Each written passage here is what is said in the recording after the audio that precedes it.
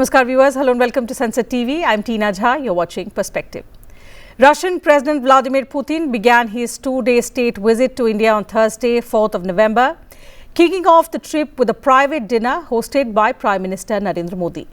This is President Putin's first visit to India in 4 years. The last time he visited the country was in December 2021. Adding to the significance of the visit is that it marks the 25th anniversary of the strategic partnership between India and Russia, which was established in October 2000. And then it was during the Russian president's visit to India in December 2010 that the strategic partnership was elevated to a special and privileged strategic partnership. On this two-day visit, the Russian president's key engagements are scheduled for Friday, the 5th of December. As per the itinerary available, he will begin his day on Friday with a visit to Rajghat, paying homage to Mahatma Gandhi, which will be followed by a ceremonial welcome at the Rashtrapati Bhavan. Thereafter, the summit-level talks between Prime Minister Modi and President Putin will take place at the Hyderabad House in New Delhi, where the two leaders will review the progress of India-Russia cooperation, decide the future direction of our special and privileged strategic partnership, and also discuss important regional and global issues that matter to both the nations. Two eminent guests join us on the program today to talk about the expectations from this visit of President Putin to India, given that it comes amid a rapidly evolving global order and how it is expected to expand the India-Russia ties. I'm pleased to welcome on this edition of Perspective Ambassador D.P. Srivastav. He is a former diplomat and a distinguished fellow at the Vivekanand International Foundation. Ambassador, thank you for joining us on the program today. Also joining us is Mr. Amitabh Singh, Associate Professor, Center for Russian and Central Asian Studies, JNU. Professor Singh, thank you for joining us on the program. Welcome to Sansad TV. Ambassador, to begin with, how do you assess the larger diplomatic and geopolitical significance of the Russian president's visit to India, given the complexities in the current geopolitical landscape? Well, it comes at a time when Ukraine war might be coming to an end. Russian-American negotiations and Russian have reached a delicate stage.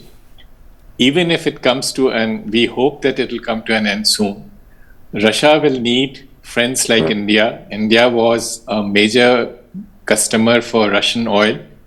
And going forward, even if Russia manages to mend its relations with US, it will not be able to resume export of oil and gas to Europe because its relations with EU continue to be strained.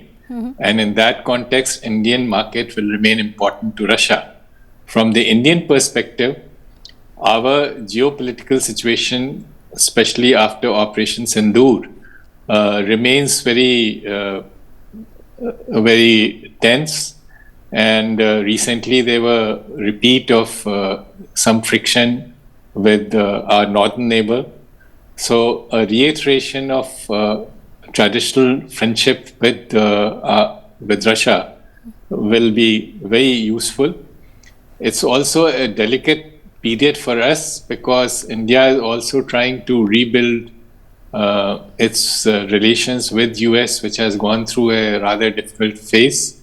But we don't want to do it at the expense of our old friends. So from both sides, it's going to be an important visit.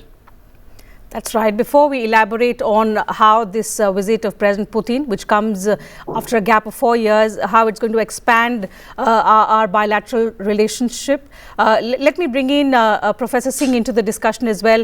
First, a question related to the significance and the timing of the visit, Professor, to you. Given the rapidly evolving global order, given that major powers are recalibrating the alignments, this is one visit which is not just significant for the India-Russia partnership. This is one visit which is also caught attention of the entire world. What message do you see this visit of the Russian president to India sending across the world? See, if you try to understand, this is an institutional mechanism in which President Putin and Prime Minister Modi are meeting. So for the past 25 years, we have had summit level meetings it has been held 23 times, and this is one of that meetings. Maybe because of the Ukraine war and earlier COVID, the meetings didn't happen at the summit level. Virtual meetings happen and things like that. But this institutional mechanism of Indian Prime Minister meeting Russian President has been institutionalized. First, so there should not be any concern when it comes to why India and Russia are meeting. The concern, or the interest that has been evoked in Western capitals or rest of the world is partly because Russia is in midst of a war with Ukraine, and this war has gone on for 4 years, and I mean almost 4 years, and there is nowhere to end in sight. Added to it is India is at the receiving end of Trump's tariff policy. So that has made things a bit complex when it comes to Indian foreign policy. But at the same time, it must be reiterated that India has been a consistent friend of Russia, just as Russia has been to India. And this mechanism of meeting with each other at the summit level has been going on. So I don't think any, unnatural thing happening here. It's only because of the relationship that we have had with Russia for all these years. Added to it is the foreign policy dynamics that is evolving now. Now, India, as one of the leaders of Global South, has been looking for answers to the question that how will the Russia-Ukraine war end, A, and what will the new emerging global order will be in light of the Trump's tariff policy, and moreover, the way American foreign policy have been moving throughout the world. So the eyebrows that are raised are, in the Western capitals, because many of the embassies in India are looking for, they said that they'll be keeping a close watch on the meetings. So I don't think that there is anything, unnatural happening here. But at the same time, we must reiterate that we'll recommit ourselves, the relationship that we have had for so many years during the Soviet times, now during the Russian times, and the personal chemistry of both President Putin and Prime Minister Modi. That's right. That's why perhaps this visit has garnered the kind of attention, and especially given the recent developments in the global geopolitics in recent years, which has drawn that kind of attention to what Professor Singh describes as an institutional mechanism. It used to be an annual thing before COVID happened, and that's why it's been a gap of 4 years now that annual mechanism sort of seems to be coming back. So in context of now the India-Russia ties, since this comes at a very significant moment, this visit of President Putin marks 25 years of strategic partnership between India and Russia. So Ambassador, let's take this opportunity to reflect on how our relationship with Russia has grown from strength to strength. What has enabled this relationship to remain steady despite the dramatic shifts in the global alignments, despite the complexities in the geopolitics? Let me take you back to 1971. We were facing a war with our Western neighbor. It had spread to the Eastern Theater, and the Seventh Fleet was dispatched to Bay of Bengal. And the Soviet Union sent its submarines and signed a peace treaty with us. Fast forward, 98, and that was Pokhran 2 nuclear tests. The geopolitical situation had changed. The Cold War had ended. Russia had reworked its equations with the West, but still, while the West deepened sanctions against India, Russia signed draft project report for Kudankulam 1 nuclear power reactor. This was a major symbolic step, coming as it did at a time when the West was deepening sanctions against India's nuclear test. In the recent Operation Sindoor, it was BrahMos and it was S-400. That's right. Which stood there, which proved their mettle. So we have, and we on our part, continued to buy Russian crude. despite the pressure from the US, and in fact that has directly resulted in imposition of additional tariff of 25%. So India has also made sacrifices. There was an underlying assumption that, and this related to our northern neighbor, that Russia will be helpful in balancing that. That assumption may no longer be true, because Russia and China have very close relationship now. But at the same time, there is a very broad spectrum of issues where Russian and Indian positions and interests align. That's right. When it comes to India, Russia, it's a relationship that's been built on years of trust, decades of partnership, and it's not just evolved, it's diversified across new sectors with time.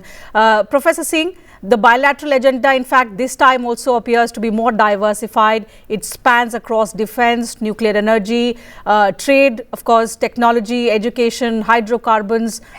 In your view, which sectors are likely to see the strongest momentum after the 23rd India-Russia summit? We have had defense relations with India, with Russia for long now. Most of our defense hardware have their platforms which are built on Soviet and later Russian origin. So we'll see a momentum added to it would be the purchase of newer generations, newer versions of missiles and other equipment. At the same time, what will be unique this time, I believe, is that we have moved ahead in terms of trade agreement with Russia. For example, there have been 2 meetings for finalizing an FTA. I mean, 2 meetings are not enough, but we have moved ahead on having free trade area between India and Russia. The second most important thing is Russia is looking forward for India to join Eurasian Economic Union, EAEU as it's termed. Right. It's lined on the European Union and it has 5 members in it. And Russia has offered, in principle, India's participation into it. But there are many hurdles to be crossed in terms of technicalities, the details of the agreement that has to be made.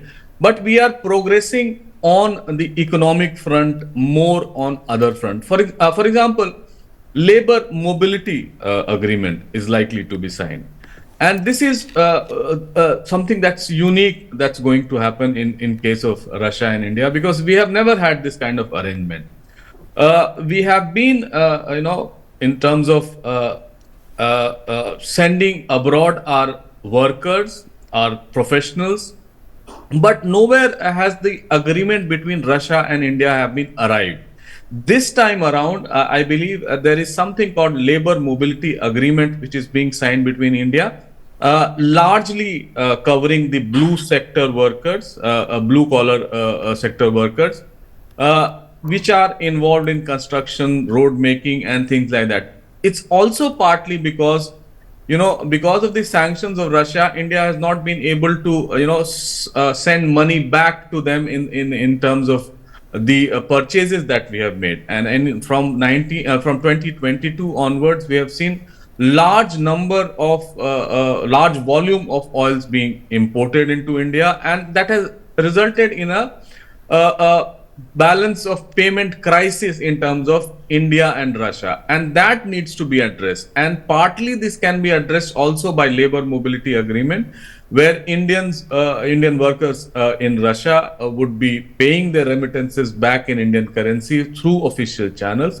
So these are some of the arrangements which will be unique. Besides that, as you said, we are also looking forward for Russian involvement in small and medium reactors. India's projection is that by 2060 we'll have 1 gigawatt of nuclear power generations, largely driven by private players through small and medium reactors. Besides that, we are also looking for closer cooperation. For example, Relos is something that we are looking for. Relos is fashioned on something that we had that we have with USA, which was signed in 2016, which actually addresses the logistics and other movement of, say, troops or giving landing rights to their military aircraft, their naval ships, and things like that. So, but Relos had been, signed somewhere at the start of this year, but now it's been highlighted. While giving Relos or those docking rights or landing rights of military aircraft on a mutual basis, Russia is also allowing us, India, to explore the Arctic region. I mean, that's the agreement that is going to be signed this time around, where India would be allowed to operate in the Arctic region, exploit so as to do mining activities and things like that. These are very far-fetched things that I'm saying, but yes, that's India right. So it remains to be seen whether this summit will be able to take all of these initiatives from the concept idea to the execution level is something that we'll have to wait until tomorrow. But you've covered a lot of ground as far as our cooperation in energy, in defense, in connectivity is concerned. Defense has been the backbone of the India-Russia cooperation, Ambassador, but in recent years, we've seen that cooperation evolve from just the buyer-seller relationship to one where we are now jointly producing a lot of the arms and ammunitions areas that you've also pointed out earlier. So I'll skip to the energy bit. Energy security has become a major pillar of ties, particularly after the Ukraine conflict began, and India has emerged as one of the largest buyers of Russian crude, something which has attracted tariffs as well from the United States. This has also led to the trade imbalance. How do you look at durability of this component of cooperation in the India-Russia ties? Energy security cannot be simply equated with purchase of Russian crude oil. There is the other dimension, which is nuclear. And here I'm not talking of SMR. SMR is still something yet to be developed and commercially deployed anywhere in the world. What we are looking at is the Russian help in expanding our nuclear power capacity in order to bring down carbon footprints. And what is relevant here is the large size fleet reactors of 1,000 megawatt size, and they have already erected 6, and there's a proposal to have another batch of 6, and this will be useful to India's attempt to boost energy production while lowering the carbon footprint. So far as oil is concerned, it will come down, and but we should make sure that some lien is maintained, and we need to diversify in other areas. And I think Russia should also make an attempt to make sure that more of Indian exports reach Russian markets, so that the current imbalance in trade can be corrected. And the last is that international north-south transit corridor. As Indian ambassador to Iran, I had the privilege of negotiating Chabahar MOU, and I also had initiated INSTC. There were 2 pilot runs along INSTC, which is essential for lowering freight costs for Indian exports to be competitive, not only in Russian market, but also in Central Asian market. And this is, I hope that during this visit, there will be some progress on this front. Okay, Professor, what is your take on diversification in order to address the trade imbalance? So beyond defense and energy and hydrocarbons, do you see meaningful progress in our efforts to increase bilateral trade, say in areas like agriculture, minerals, Also, pharmaceuticals is where India has been doing well. Also, high-tech industries. Some of these areas where there is immense potential, perhaps it remains to be tapped. India-Russia trade has great potential in the sense that we have only been, exporting and importing. For example, if you see India's exports, it's only 1.2% of what we export to other countries. Right. In terms of Russia, if you try to understand, it's only 1.7% that Russia trades with the world. So in many ways, there are ways to increase the trade that we are having with each other. For example, with Bangladesh, we have around, say, $11.2 billion of exports. In case of Russia, it's only $5 billion. So there are many ways that it can be done, but the problem remains of connectivity, the logistics, and, even though it might appear on map that we are only 5,000 kilometers away, but if trade has to be done, it has to be done through sea, and it has a longer route to be taken. And as Ambassador said, the trade routes need to be identified and sort of made it convenient for trade to happen.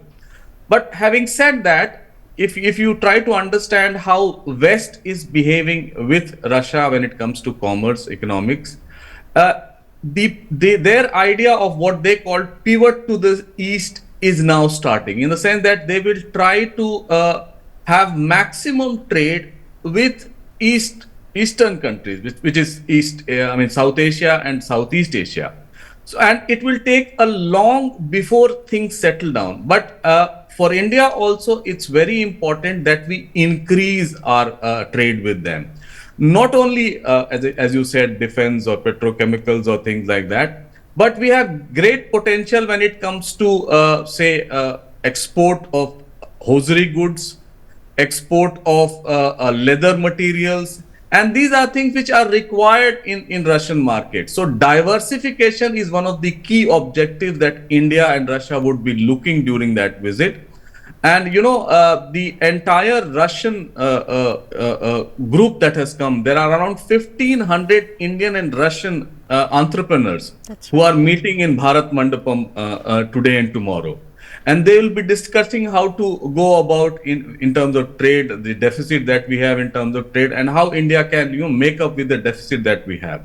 That's right. So while efforts will be underway from both sides to address these key issues, Professor Singh, a related question on do you see Russia becoming a strategic partner in India's manufacturing and industrial growth?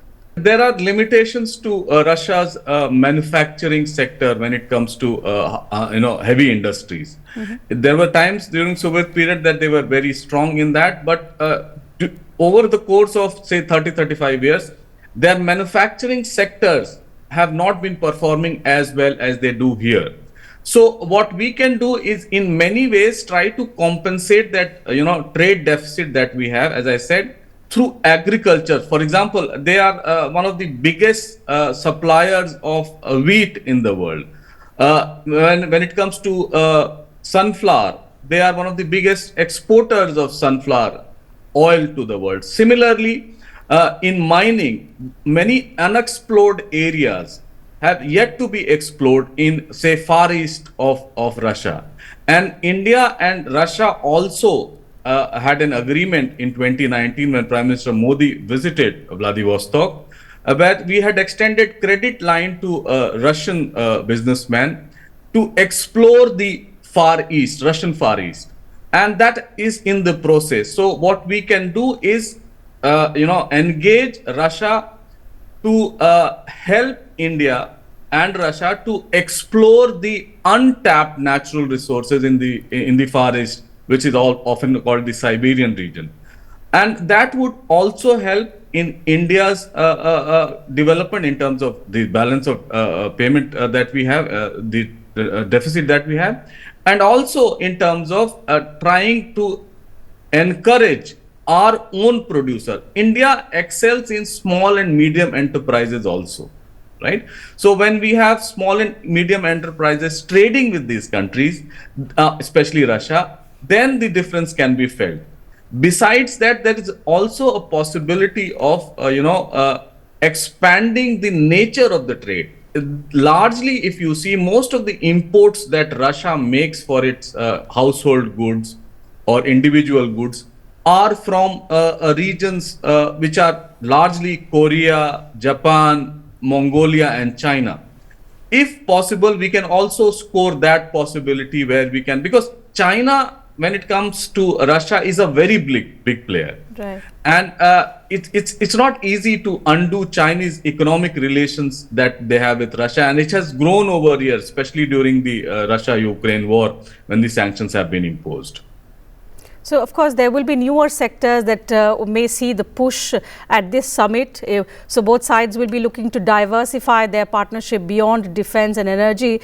Ambassador, we've sustained this relationship, growing strength to strength, looking at newer avenues of cooperation. Still, there is tremendous potential. To wrap up the conversation, what do you think both governments should be focusing on the next 25 years to future-proof this partnership? Because this visit is going to do one thing, that it's going to provide India that strategic autonomy of keeping national interest above anything else, despite the global churn that's happening. It's also going to reaffirm the traditional friendship that we have with Russia. But at the same time, we are going to lay the roadmap for the next few years, perhaps maybe say 10, 20 years, to sort of future-proof this partnership that has grown strength to strength.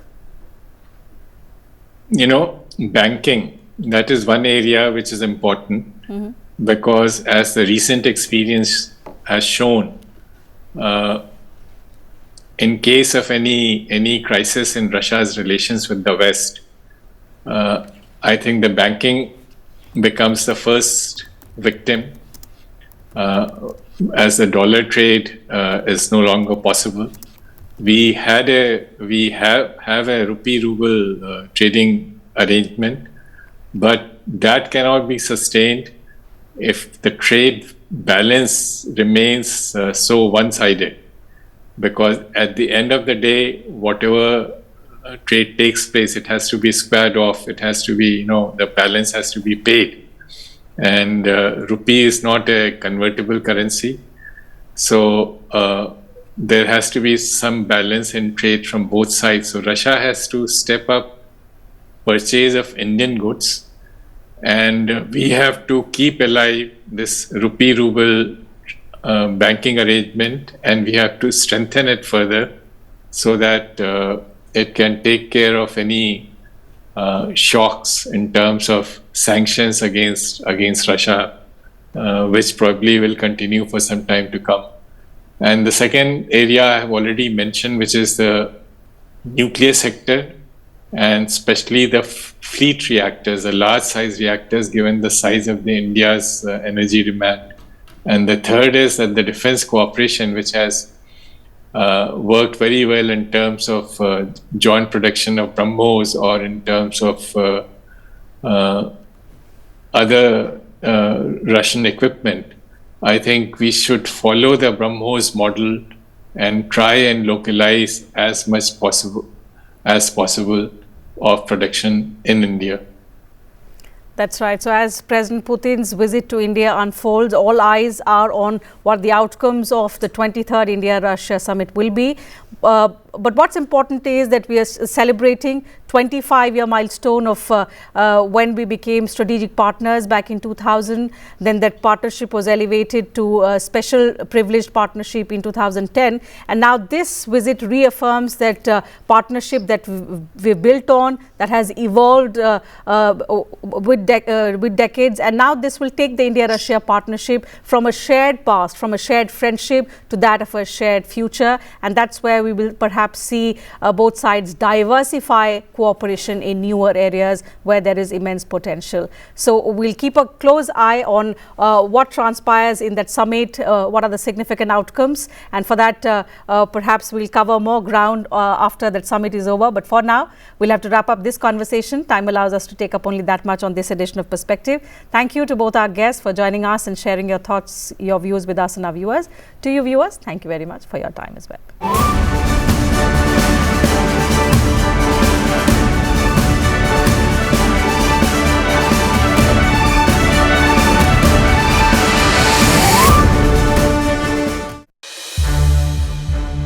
संसद TV के और भी programmes देखने के लिए subscribe करें हमारा YouTube channel और हाँ, इन्हें लाइक और शेयर करना ना भूलें।